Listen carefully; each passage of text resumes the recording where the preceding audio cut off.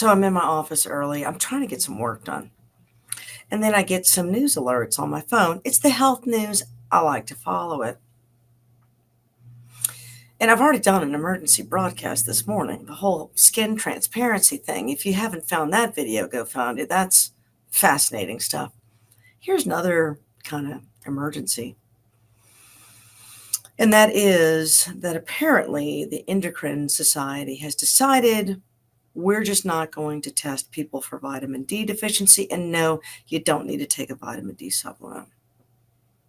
This further convinces me that they are truly trying to kill you. A doctor knows better. The problem is we are eating a diet that is blocking the intestinal absorption of calcium.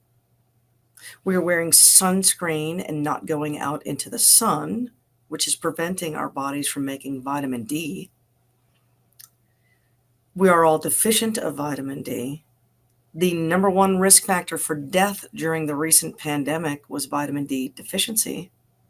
Like, we should be encouraging everyone to go into the sun, make sure you're getting enough calcium and vitamin D and you're alive. And how would you even know you were doing that unless you did a blood test?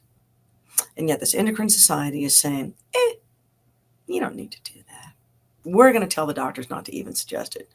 This has given us a bad reputation.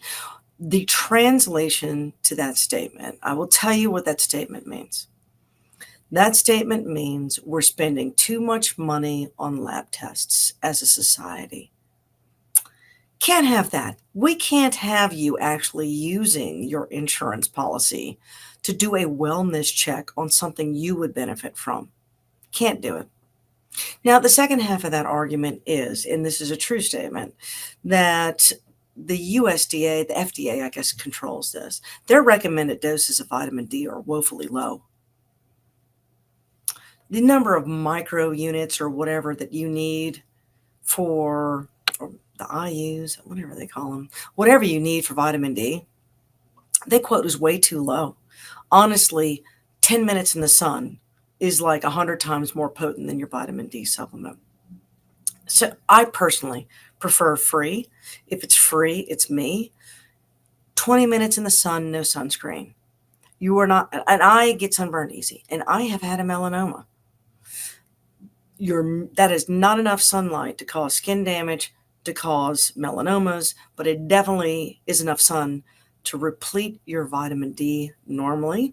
And then make sure that you avoid phosphates in your diet. So in other words, avoid cured luncheon meats or bacon. You want to do the uncured variety of these things.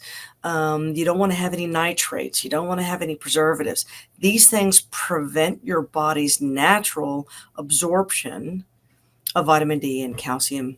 So you want to avoid those food toxins, go out into the sunlight, and then I'm going to tell you, you may want to ignore the Endocrine Society who says, you don't need to test that.